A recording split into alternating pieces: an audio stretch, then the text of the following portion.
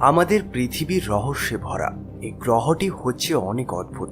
এই ছোট্ট গ্রহটিতে এমনও কিছু অদ্ভুত জিনিস ঘটতে পারে যেগুলিকে দেখে আপনার বিশ্বাস হবে না।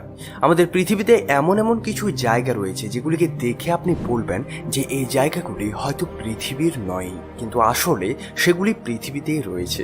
হয়তো আমার আপনার মতো সাধারণ মানুষ সেগুলিকে কোনোদিন দেখেনি এর আগে। রহস্য জগতের আজকের ভিডিওতে আপনাদের এমন কিছু অসম্ভব লাগে জায়গার ব্যাপারে বলতে চলেছি। তাহলে চলুন না কোনো দেরি করে শুরু করা যাক আজকের video. Haukadalur valley, Iceland. এই কথাটি শুনে আপনি হয়তো অবাক হবেন না যে আইসল্যান্ড হচ্ছে পৃথিবীর সবচেয়ে সুন্দর জায়গাগুলির মধ্যে একটি। সমগ্র দেশটিতে ছড়িয়ে রয়েছে পাহাড়, পর্বত ও নদী নালার এক মনোরম দৃশ্য। আর সেরকমই এখানকার নর্ডিক আইল্যান্ড তার নিজের অদ্ভুত দৃশ্যগুলির জন্য বিশ্বের কাছে অনেক প্রসিদ্ধ। কিন্তু আইসল্যান্ড যখন পর্যটকরা ঘুরতে যায় তখন ব্লু লেগুনে বেশি থাকতে তারা পছন্দ করে। হাকা ডলার ঘাটিকে দেখে আপনি অবাক হয়ে যাবেন। এই জায়গাটিতে অবস্থিত দুটি গিজার্সের জন্য সমগ্র জায়গাটি সারা বিশ্বের কাছে অনেক প্রসিদ্ধ। এই দুটো গ্রেট গিজার্স এবং স্ট্রোক হচ্ছে অনেক প্রাচীন, যেটাতে আপনি দেখতে পাবেন একটা গর্তর থেকে বার হওয়া জল ফোয়ারার মতো বার হয়ে অনেক উঁচুতে উড়ে যায়। এমনকি কখনো কখনো এই জল প্রায় 200 ফিট অব্দি উঁচুতে উঠে যায়। এই পুরো জায়গাটির নিচে একটা জলধারা রয়েছে, যে ধারাটির জলচাপ প্রতি 10 মিনিট অন্তর অন্তর বাড়তে থাকে ও যার ফলে এই হোলগুলির মাধ্যমে জল বাইরে বেরিয়ে আসে। যে এই জলটি অনেক চাপে বাইরে বেরিয়ে আসে তখন সেই জলটি একটা কচ্ছপের ডিমের আকৃতি ধারণ করে, আর এটা দেখতে এতই সুন্দর হয় যেটাকে দেখতে সারা বিশ্ব থেকে অনেক মানুষ এখানে ছুটে আসে। এরপর রেনবো ইউক্যালিপটাস। আমাদের পৃথিবীতে ইউক্যালিপটাসের অনেক প্রজাতি রয়েছে। যদি গণনা করে দেখা হয় তাহলে পাবেন আমাদের পুরো পৃথিবীতে প্রায় 700টির চেয়েও বেশি প্রজাতি রয়েছে, যেগুলি বিভিন্ন সাইজের এবং বিভিন্ন রঙের হয়। এগুলির মধ্যে সবচেয়ে সুন্দর হচ্ছে রেনবো ইউক্যালিপটাস গাছ, যেগুলি লম্বায় হতে পারে প্রায় 250 ফিট। এই গাছগুলির খোঁজ সবার প্রথমে হয়েছিল ফিলিপাইন্সে, এবং তারপর হাওয়াই, ক্যালিফোর্নিয়া, ফ্লোরিডা এবং টেক্সাসেও এই গাছগুলি এখন দেখতে পাওয়া যায়। এই এত সুন্দর রং বেরঙের গাছগুলি ক্লোরোফিলের মাত্রা বেড়ে যাওয়ার জন্য তৈরি হয়, যার জন্য গাছের পাতাগুলোর রং সবুজ হয়। এছাড়াও এগুলিতে অনেক ধরনের কেমিক্যাল পাওয়া যায়, যার জন্যই এই গাছগুলির কাণ্ডগুলিতে বিভিন্ন রং দেখতে পাওয়া যায়। এই এলাকাগুলিতে কখনো অধিক বর্ষা, আবার কখনো হয় অধিক গ্রীষ্ম। এজন্য এই জায়গাগুলিতে জলীয় বাষ্পের পরিমাণ হয় অনেক বেশি, যার ফলে এই কেমিক্যালগুলি একে অপরের সাথে মিশে যায় ও গাছগুলির রং হয়ে যায় এরকম। এই রঙগুলি আপনি তখনই দেখতে পাবেন যখন আপনি এই গাছগুলির বাইরের ছালগুলি তুলে দেবেন। গাছগুলি যত পুরনো হয় এগুলোর রঙগুলিও অনেক সুন্দর হতে থাকে। আমেরিকার বিভিন্ন স্টেটে তো আপনি এই গাছগুলি দেখতে পাবেন, তবে এখন এগুলিকে ফিলিপাইন্সে দেখা খুব কমই মেলে, কেননা সেখানকার পরিবেশে এগুলো বেশি বৃদ্ধি পায় না।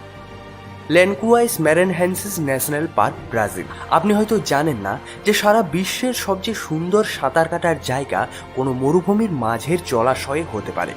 ব্রাজিলে অবস্থিত এই ন্যাশনাল পার্কে কিছু এরকমই একটা দৃশ্য দেখতে পাওয়া যায়। এই দৃশ্যটি পৃথিবীতে অবস্থিত সবচেয়ে সুন্দর দৃশ্যগুলির মধ্যে একটি। এই ন্যাশনাল পার্কে অবস্থিত জানুয়ারি মাস থেকে জুন মাস পর্যন্ত এই ছোট ছোট ঝিলগুলিতে জল জন্মায় ও এগুলো দেখতে লাগে একেবারে লেগুনের মতো।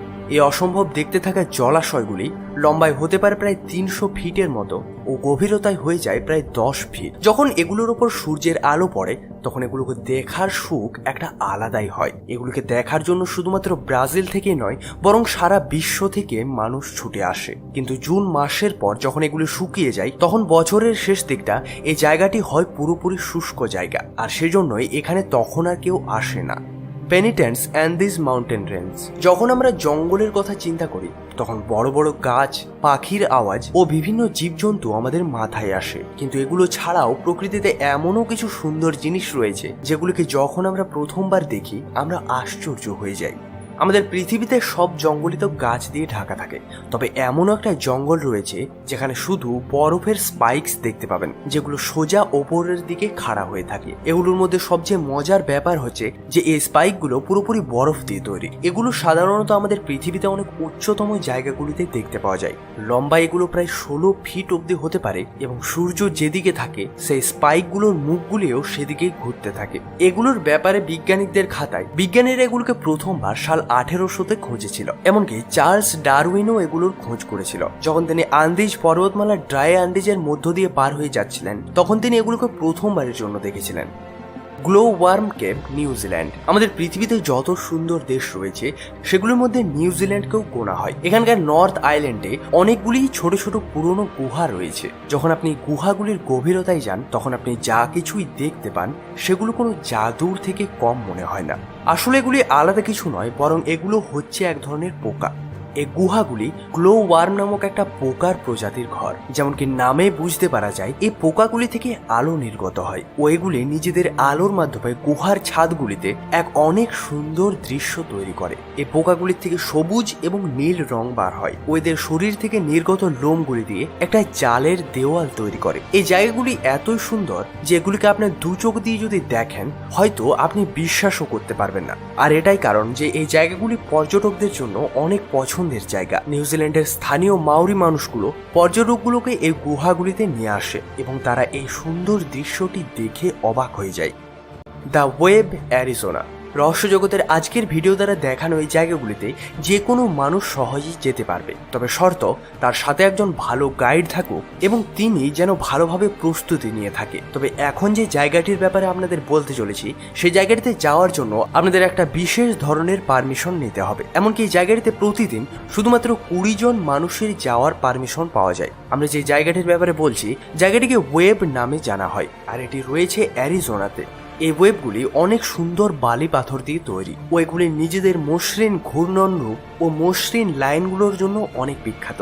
আসলে এই ওয়েবটি তখন তৈরি হয়েছিল যখন আজ থেকে প্রায় 200 বছর আগে, যখন বালির টিলাগুলো পাথরে পরিণত হতে শুরু হয়। সময় সময়ে আসা বন্যার জন্য এই জায়গাগুলিতে এরকম দৃশ্য তৈরি হয়ে যায়, আর যার জন্যই আজকে আমরা এই জায়গাটিকে বর্তমানে এরকম অবস্থাতে দেখতে পাচ্ছি।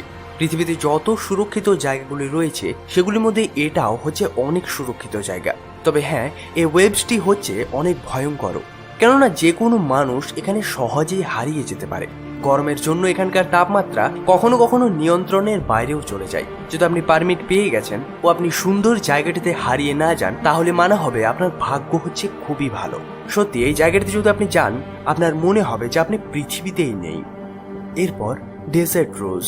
যদি আপনি কোনোদিন মরুভূমির মাঝে আসল গোলাপের খোঁজ করেন তাহলে হয়তো আপনার এই জীবনে কোনোদিনই পাবেন না, কিন্তু আপনি যদি একটু মেহনত করেন তাহলে আমি আপনাদের গ্যারান্টি দিচ্ছি যে আপনারা গোলাপের চেয়েও অনেক বেশি সুন্দর জিনিস দেখতে পেতে পারেন। আপনি হয়তো এটা জেনে অবাক হবেন যে মরুভূমির গোলাপ আসলে কোনো ফুল নয়, বরং এটি জল এবং হাওয়ার মাধ্যমে বিভিন্ন প্রকারের মিনারেল মাটির সাথে মিশে তৈরি হয়। যখন এগুলির ভেতর থেকে জল শুকিয়ে যায় তখন এগুলো পাথরের বিভিন্ন খণ্ডে বিভক্ত হয়ে যায়, যেগুলি হয় আলাদা আলাদা আকৃতির। এগুলির মধ্যে হয় কিছু গোল, কিছু সমতল, আবার কিছু একটু বেশি চড়া। এগুলো দেখতে লাগে একেবারে সুন্দর একটা গোলাপের মতো। বেশিরভাগ ডেজার্ট রোজ তো 1/2 ইঞ্চি থেকে শুরু করে 4 ইঞ্চি অব্দি বড় হতে পারে, কিন্তু কিছু কিছু এলাকায় এগুলো অনেক বেশি বড় হয়ে যায়, যেগুলো প্রায় 40 ইঞ্চিও লম্বা হতে পারে।